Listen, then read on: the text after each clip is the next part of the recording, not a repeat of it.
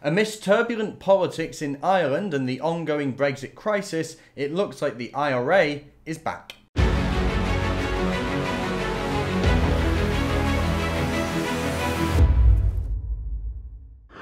Northern Irish police have arrested 5 men in connection with a car bomb that went off in Derry City on Saturday night. Not something I really expected. The Guardian reported on this story and they say, 2 suspects, both in their 20s, were detained early on Sunday after what police called an unbelievably reckless attack outside a courthouse in the heart of the city.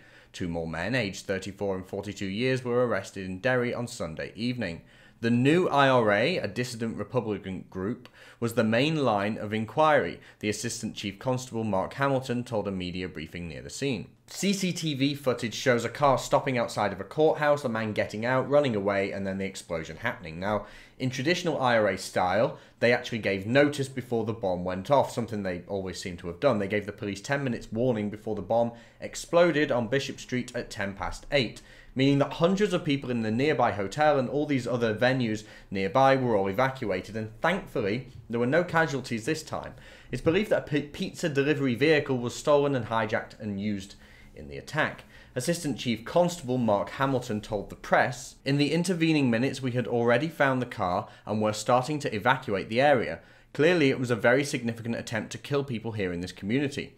Thankfully, the local community and the police service acted bravely together and we got everybody away just in time. But the bomb detonated just as we were leaving the area." He also said the new IRA, like most dissident Republican groups in Northern Ireland, are small, largely unrepresentative, and determined to drive people back to somewhere they do not want to be. But no matter how small the new IRA is, the problem is still there. And the new IRA, by the way, isn't actually brand new. It was formed back in 2012 when a number of dissident Republican organisations came together and banded under one name, calling themselves the new IRA. And it's now considered the biggest dissident Republican organisation in Ireland.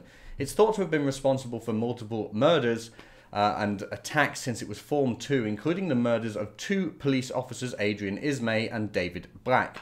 So what are the goals of this new IRA? Well, the new IRA, the new Irish Republican Army, if you're not aware, is a paramilitary Republican group, and it's a terrorist organisation, let's be clear about that. They want to bring about a united Ireland. They say united. I mean, I can't see how it's going to be united politically, but it will be united under one country, I guess, is their aim. They oppose the existence of Northern Ireland, the northern part of the island of Ireland that supports our United Kingdom, and is indeed a part of our United Kingdom. So while the exact intention of this bomb is yet to be discovered, we know, of course, the goal is to bring about this united Ireland, but it couldn't have happened, really, this bomb, at a more politically turbulent time, a more difficult time. The British government has no clear direction on Brexit at this point, and what seems clear to me is that Parliament is so focused on not having this wall, this border wall, or any kind of border at all between Northern Ireland and Ireland, that they're kind of abandoning our loyalist friends in Northern Ireland. Because here's the thing, they seem willing to sell off Northern Ireland to the EU and leave those people behind in these negotiations and deals. Terrorists are showing that they're willing to blow up cars and potentially buildings in the name of bringing Ireland back together, and our politicians are so focused on not having any kind of border that they're willing to just let Northern Ireland be fed to the dogs of the EU as long as Britain technically leaves under Theresa May's compromise deal. Who cares what happens to Northern Ireland? I mean, at the end of the day, this is the reason why she's struggling to get the deal through Parliament. The resurgence of the new IRA should show our politicians that the people of Northern Ireland, and indeed the people of the Republic of Ireland, are still at the mercy of these terrorists, and we cannot let the people of Northern Ireland down. They're one of us, they're part of our United Kingdom. Our Brexit deal must ensure that Northern Ireland is treated in exactly the same way as Britain, and that means simply leaving the EU.